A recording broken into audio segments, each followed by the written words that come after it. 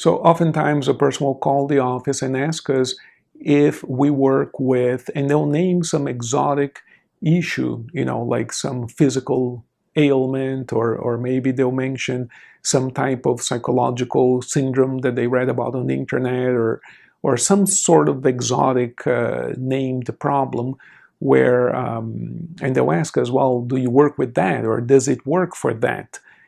Does therapy or hypnotherapy work for, they wouldn't really ask us, will it work for weight loss or stop smoking or those kinds of mood changes, because everybody knows we're the experts and we're awesome at that, right? But they would ask things like, well, will it work for my illness or these types of things? And those are fair and important questions to address. And here's the answer. The extent to which any problem has to do with you, the extent to which you believe that the answer to the problems lie within you, to that same extent it will work for you. Now, people say, well, what about a physical disease? That's just a virus, that's just a fracture, that's just this or that. So there are two issues there when it comes to diseases. Notice, no matter what the disease is, no two people heal alike. And the difference isn't just in genetics. It isn't just in the type of medication they took. There's another difference there, which has to do with the mind, with intentions, with thoughts, with their own energy. So it is a common observation in life that if a person has a different mental attitude, that they will recover faster and better. So there's a whole number of conditions nowadays that are what we call psychosomatic. In other words, that the symptoms that the person describes to their doctors don't match the physical findings. In other words, pain that cannot be explained by what they see on the tests and exams, all kinds of things like this. And oftentimes, these patients will be referred by their physicians to therapists, because everybody nowadays knows that there's a mental component to some of these mysterious illnesses and problems. So the extent to which you're ready to change who you are, to change your thoughts and feelings about yourself, and the extent to which you believe that you may have something to do with it, or the extent to which you're looking for whatever your contribution is to whatever problem you're facing, to the very same extent, we can help you with whatever your problem is. You see, but if you come here, for instance, and you tell me, look, I have this problem, but I have nothing to do with it. The reason I have this problem is because my neighbor is doing this to me. Okay, but why do you have that neighbor? Well, I don't know. I just live there and this neighbor's there. Okay, but do you believe that you've attracted this into your life? No. My neighbor's just there and they're bothering me. Okay, so does this have anything to do with you? No, it has nothing to do with me. It's just my neighbor bothering me. You see? So at that point, if, we're not going to turn therapy into me trying to convince you of anything. If you're not looking for any higher truth, if you're not looking for whatever your contribution in whatever way you may have attracted this into your life, or whatever way you can make changes, if we're not looking for solutions within you, then certainly therapy here isn't to change your neighbor in this example, right? That wouldn't really be effective. So will it work for, and you can name your problem?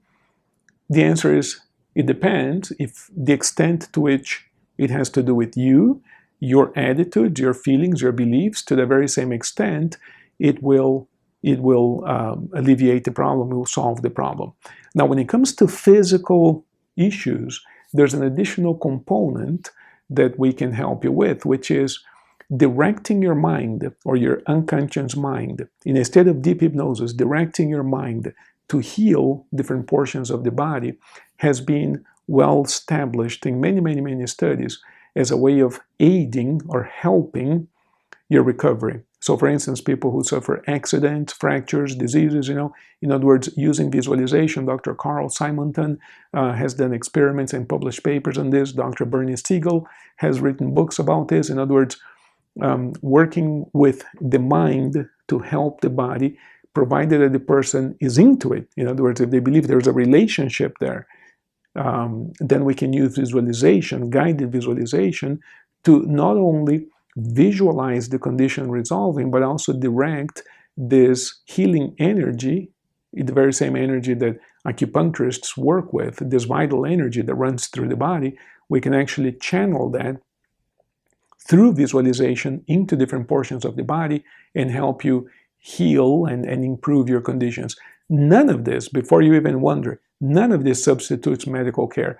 If you're coming here to the office and you have any kind of pain or any kind of problem of any type, right, a physical problem of any type, any complaint, any discomfort in your body, we're going to talk a lot until you go to your physician, have a complete exam, and we know what's going on. Because frankly, it is irresponsible to be working with the mind if a person has a problem that needs urgent medical attention.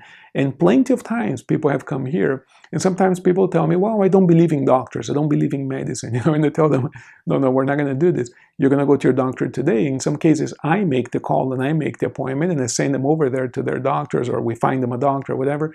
And in a couple of occasions, at least, doctors have had to hospitalize these people who are here looking for hypnosis, before we could do anything. In other words, these people were ill, and the kind of illnesses that they had were urgent enough that they require hospitalization, not talk therapy. So yes, we can help you improve your health and diseases and all these kinds of things, provided that you are under competent medical care already.